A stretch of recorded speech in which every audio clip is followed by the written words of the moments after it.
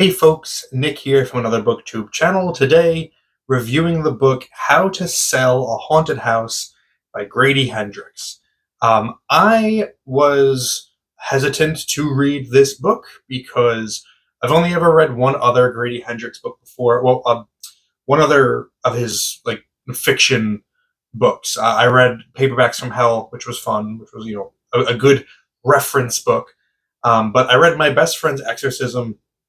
I wasn't too impressed by it. I thought it was good, but very forgettable, and ultimately didn't do enough with the premise to make it truly, I don't know, impactful to me.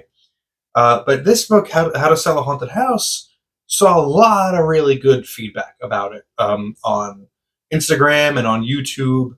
A lot of booktubers that I follow, whose opinions I generally trust, saying that it was a really good book, and even had it near the top of their list for best books of the year.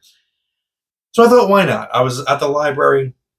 I saw it just sitting on the shelf. I figured, why not? Doesn't cost me nothing. Let me give it a shot. I hated this book. I hated this book. It didn't work for me. Not only did it just not work for me, it actively, I felt like, worked against me. It did everything that it could to make me dislike it. And look, it's definitely a subjective thing.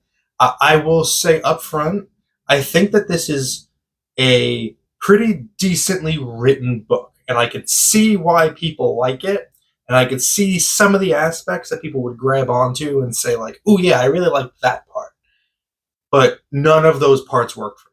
So let me get into it. I'll try to keep this pretty much spoiler free. What it basically is Louise is a single mother who left home, went across the country pretty much as soon as she could, and she gets the terrible phone call that both of her parents were killed in a car accident. So she has to go home to deal with the estate. The home is in South Carolina, I think, North Carolina, other side of the country, of the U.S.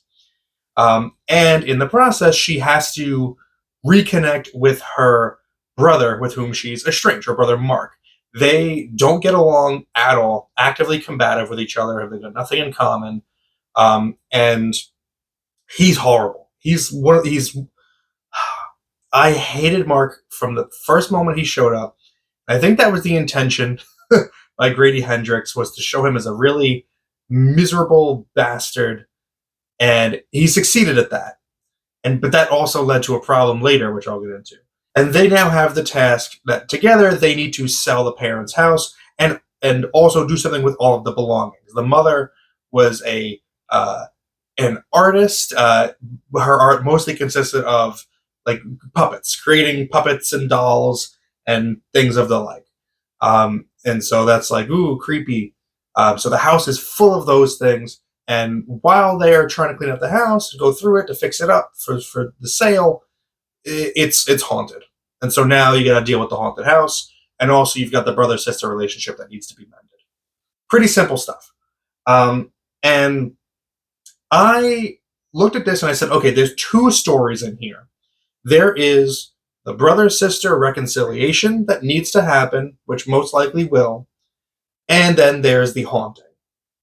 Neither of those stories to me were satisfying or successful in this, because this book comes out the gate with Mark being so reprehensible, so annoying, so self-centered, so selfish.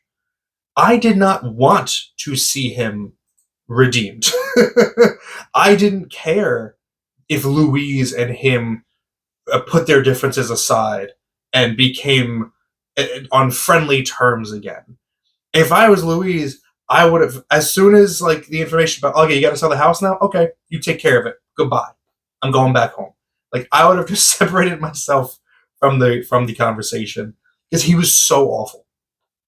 And then, of course, we get backstory about why he's behaving the way he is, and it's fine, but the damage was done at that point. I already hated him, and his backstory doesn't excuse the way that he was in the first portion of the book. So it's like, okay, great. Now I have that information on why you're an asshole. You're still an asshole. you know? Um, so, so I didn't care for that. I also, while it was like the first quarter, I was thinking of this from the point of view of like a Shirley Jackson book, A Haunting of Hill House, which is the house isn't really haunted; it's the character that's haunted in like her mind. And I thought, okay, that's what we're going for. But then at the midway point, Grady Hendrix acknowledges that directly, and like a character says, "The house isn't haunted; we are." Our lives are haunted, our memories are haunted. And it's like, okay, well, by acknowledging it, you're kind of taking the impact away from it. So it doesn't like that metaphor stops working because you've just laid it out there. Like that's how I feel about that. If you're gonna make it be a true metaphor, you have to weave it kind of intrinsically in there so that you're not bringing too much attention to it, but also it's prominent enough where you can notice it.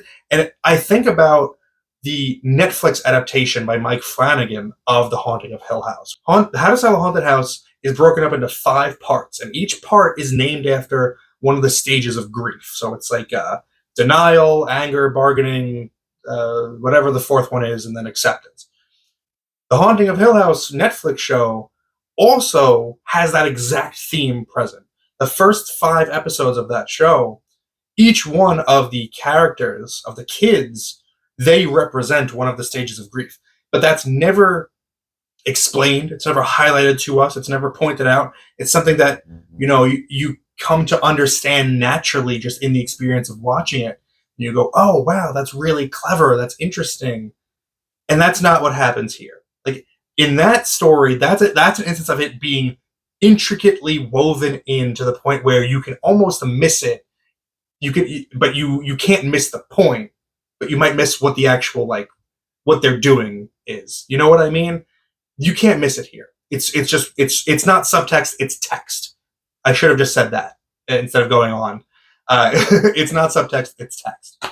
So the brother-sister relationship and their mourning and their grief and their reconciliation did not work for me.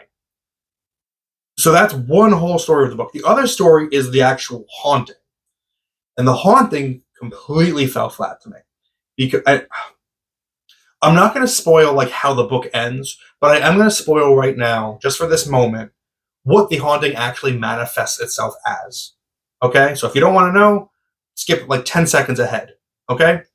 Puppets. It's haunted puppets. And I'm sorry, but it's not scary. It's not scary. It's not tense. It's not the right type of campy. I like a good horror movie that deals with those things. I've seen more than my fair share that deal with that item, and I'm fine with it. They're fun, but in text form, Grady Hendrix does not sell it to me at all. Is this supposed to be campy? Is this supposed to be funny? Is this supposed to be serious? Is it supposed to be scary and tense? I don't know.